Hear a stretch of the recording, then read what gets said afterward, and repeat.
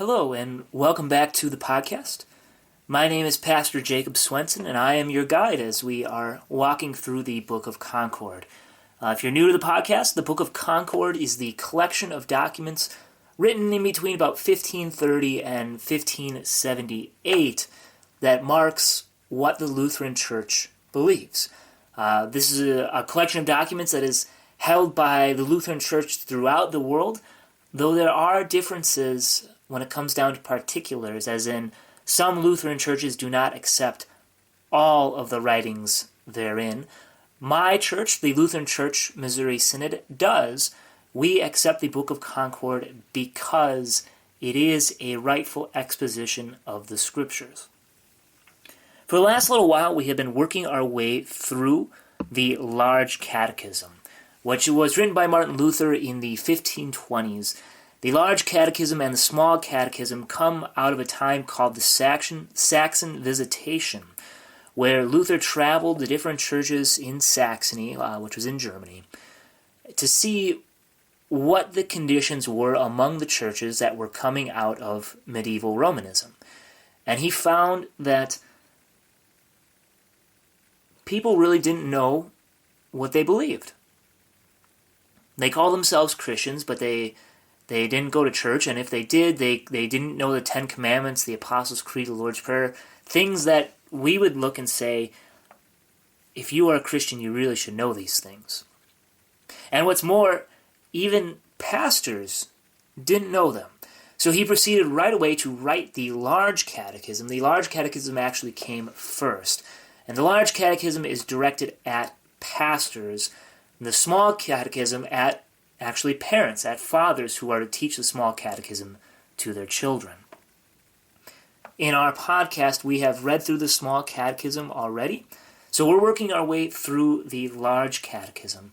The version I'm reading is called Concordia, the Lutheran Confessions. If you go to Google and type that in, it's very easily purchased. I would highly recommend it. If you are unable to purchase a copy, go to book-of-concord.org, and you can follow along there. We pick up in paragraph 113, which puts us right in the middle of Luther's explanation of the fourth commandment, honor thy father and thy mother. Luther writes, "For what God commands must be much better and far nobler than everything that we may come up with ourselves. Since there is no higher or better teacher to be found than God, there can certainly be no better teaching than what he provides. Now he teaches fully what we should do if we wish to perform truly good works. By commanding such works, he shows that they please him. If then it is God who commands this, and does not know how to appoint anything better, I will never improve upon it. Behold, in this way we would have a godly child properly taught, reared in true blessedness, and kept at home in obedience to his parents and in their service. People would have had blessing and joy by seeing this. However, God's commandment was not permitted to be commended with such care and diligence. It had to be neglected and trampled underfoot, so that a child could not take it to heart. Meanwhile, the child would gape like a panting wolf at the things we set up, without once consulting or giving reverence to God. For God's sake, let us learn this at last. Placing all other things out of sight, let our youths look first to this commandment if they wish to serve God with truly good works. Then they may do what is pleasing to their fathers and mothers, or to those to whom they may be subject instead of parents. For every child that knows and does this has in the first place this great consolation in his heart. He can joyfully say and boast, in spite of and against all who are occupied with works of their own choice, Behold, this work is well-pleasing to my God in heaven, then I may know for certain. Let them all come together with their many great, distressing, and difficult works, and make their boast. We will see whether they can show one work that is greater and nobler than obedience to father and mother. For to parents God has appointed and commanded obedience next to his own majesty.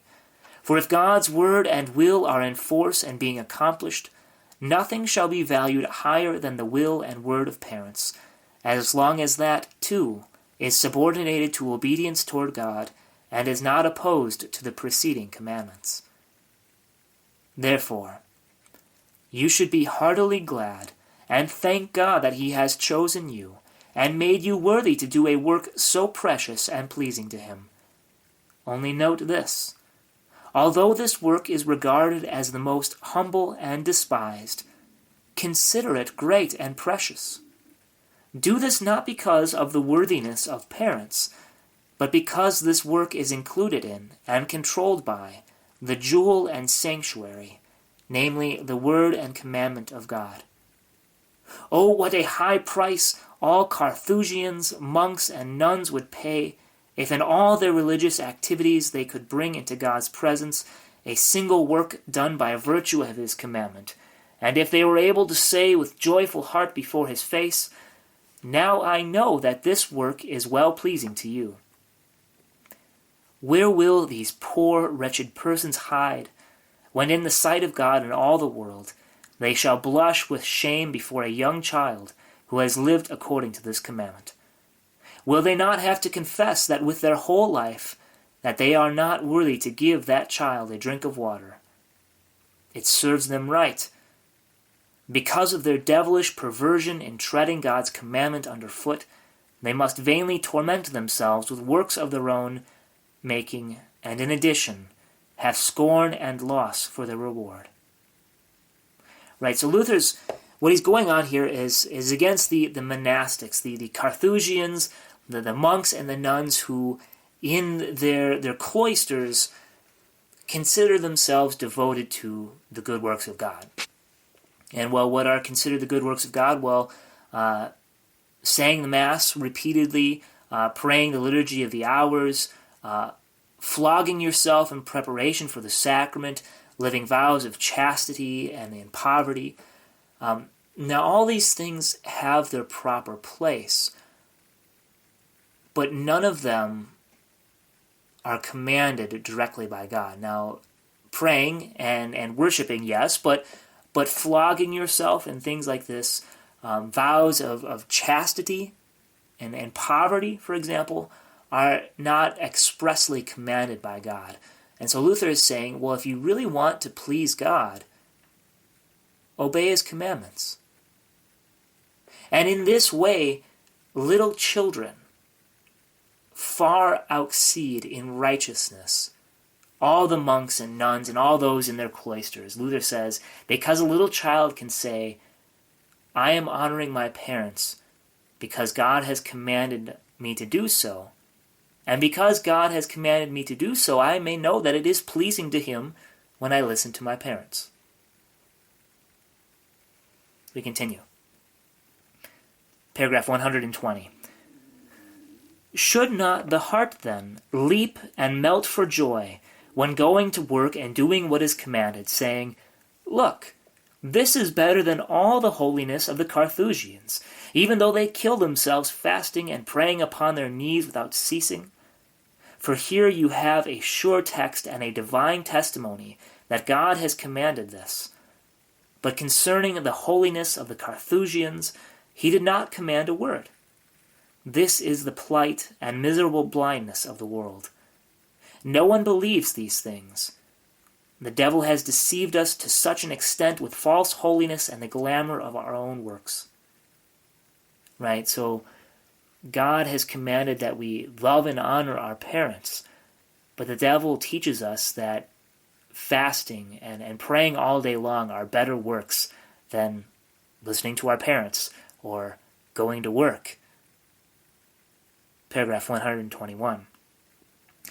I would be very glad, I say it again, if people would open their eyes and ears and take this to heart, lest someday we should again be led astray from God's pure word to the devil's lying vanities. If people take this to heart, all would be well. For parents would have more joy, love, friendship, and unity in their houses. The children could captivate their parents' hearts. On the other hand, when children are stubborn and will not do what they ought until a rod is laid upon their back, they anger both God and their parents. In this way they deprive themselves of this treasure and joy of conscience, and they lay up for themselves only misfortune. As everyone complains, the course of the world now is such that both young and old completely lack restraint and are beyond control. They have no reverence or sense of honor.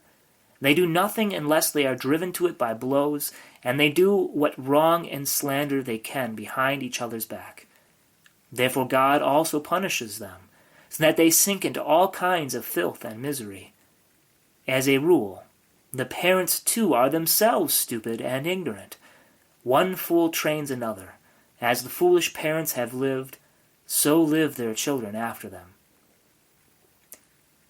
This now, I say, should be the first and most important consideration that urges us to keep this commandment.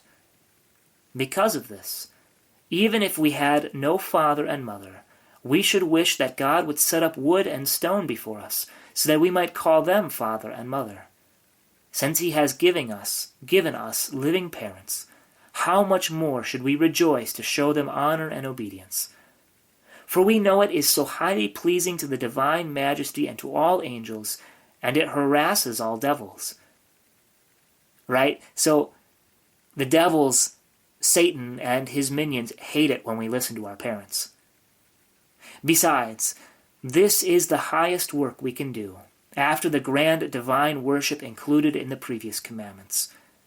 Giving to the poor and every other good work toward our neighbor is not equal to this, for God has assigned parenthood the highest place. Yes, he has set it up in his own place upon the earth. God's will and pleasure ought to be enough reason and incentive for us to do what we can with good will and pleasure. Besides this, it is our duty before the world to be grateful for benefits and every good that we have from our parents.